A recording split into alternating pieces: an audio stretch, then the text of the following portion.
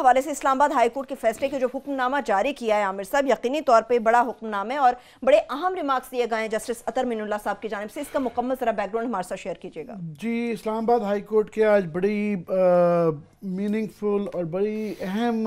Observations और अहकामात आए हैं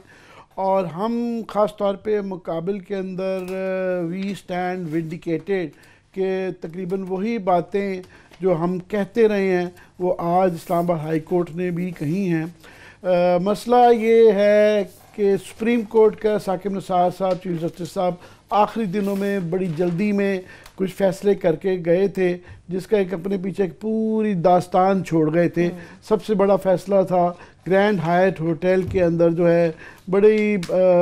जल्दी में, और वो एक फ़ैसला कर गए थे कि वहाँ पे डूबियस किस्म का वो एक प्रोजेक्ट था कि उसके डे वन से वो प्रोजेक्ट डूबियस था कि उसकी जो पैसे दिए गए, प्लॉट दिया गया वो गलत तरीके से दिया गया, उस पार्टी ने आगे बेच दिया, फिर वो एक होटल बनना था, होटल से उसको अपार्टमेंट्स कर दिए गए, उनको फिर कर्ज़ों में की शराइत भी दे दी गई और उसके अंदर तमाम CDA उसके अंदर ऊपर नीचे सारे डिपार्टमेंट शामिल थे। और क्योंकि मगर उसके अंदर पाकिस्तान की सबसे बड़ी अशराफिया के सबसे बड़े लोग तकरीबन क्रीम ऑफ पाकिस्तान अगर दी, उन सब के वहाँ पे फ्लैट्स थे जिसके अंदर मौजूदा प्राइम मिनिस्टर इमरान खान का भी फ्लैट था, उसके बाद ख्वाजा आसिफ साहब के भी फ्लैट थे, उसके अंदर जजेस, ब्यूरोक्रेट्स, सहाफ़ी, यू नेम इट, हर एक के फ्लैट हैं, थे नहीं हैं। तो उसके बाद इस्लामाबाद हाई कोर्ट ने बड़ी मेहनत के साथ एक बड़ा मुदल्लल फ़ैसला, जब अतर मिनुल्लाह साहब चीफ जस्टिस नहीं थे तो इन्होंने उसको कहा कि ये गैर कानूनी है। उसके बाद अपील के अंदर ये लोग चले गए सुप्रीम कोर्ट में, तो जाते वक्त साकिब निसार साहब ने इसका जो है इसको सुप्रीम कोर्ट हाई कोर्ट को ओवर रूल कर दिया था। और उसके बाद अभी CDA बाय द वे उस फैसले के ख़िलाफ़ रिव्यू के अंदर गई भी है। अब जो ही ये वाला सुप्रीम कोर्ट का फैसला आया और इसके साथ ही क्योंकि इमरान खान साहब का अपना घर बनी गाला का जो है वो भी रेगुलराइज कराया। रेगुलराइज से मुराद ये है कि होती है कि वो एक चीज़ है जो कि गैर कानूनी तौर पर इस्लामाबाद का एक 1400 स्क्वायर फुट का एक खिता है, एक पट्टी है जिसके अंदर इजाज़त नहीं है घरों की तामीर की, मगर कई दहाइयों से वहाँ पे लोग बनाई जा रहे हैं। तो अब वो बनता तो जा रहा था, मगर जो ही इमरान खान के घर को रेगुलराइज किया गया और इस ग्रैंड हायट को रेगुलराइज किया गया कि इजाज़त दे दी गई इफ्स एंड बट्स के साथ, तो तकरीबन यहाँ 200-300 लोग हैं वो भी चले गए। उन्होंने कहा जनाब अगर ये कर रहे हैं तो फिर आप हमें बताएं हमारा क्या कसूर है, हमें भी ये वाली इजाज़त दें। तो आज फिर उसकी रोशनी में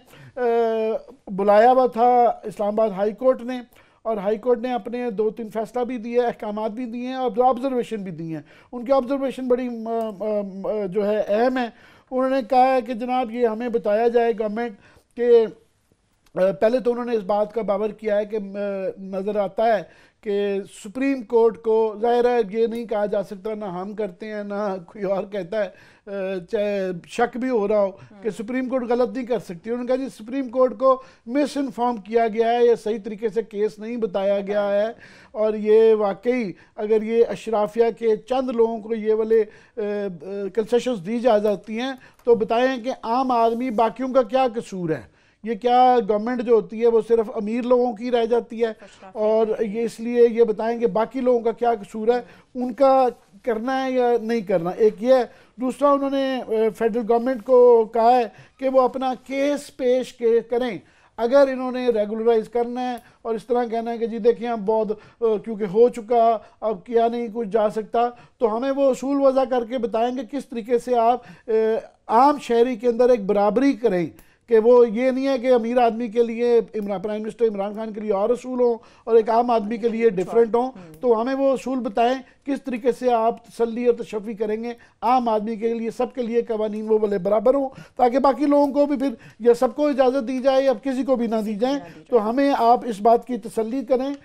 अब ये साथ ही उन्होंने इसको एक्सेप्ट कर लिया इस केस को, ये केस आगे चलेगा। इन द मीन टाइम उन्होंने फेडरल गवर्नमेंट से कह दिया है कि जनाब आप हमें सारा अपना केस पेश करेंगे, आपका केस है क्या और कैसे आप बराबरी करेंगे। अब इसके जो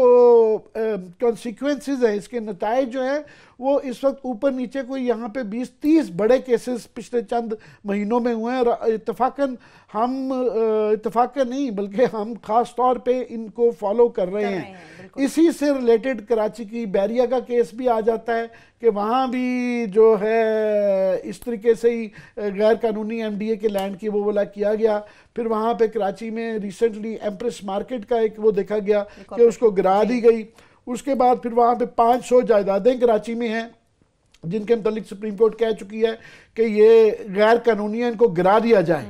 तो बेसिकली इस्लामाबाद हाई कोर्ट यही कह रही है, जो कि हम भी कहते रहे हैं, कि इसके असूल वज़ा किए जाएं कि आपने ये कैसे करना है। अगर गैर कानूनी काम को सिर्फ इसलिए कि अमीर लोग कर रहे हैं या जी बहुत टाइम हो गया हुआ है और जी अब कुछ नहीं हो सकता, रेगुलराइज करना है, तो उसके असूल क्या असूल होंगे? ये क्या ये है कि ये लाहौर में तो कर दो, कराची वाले को रोक दो, इस्लामाबाद को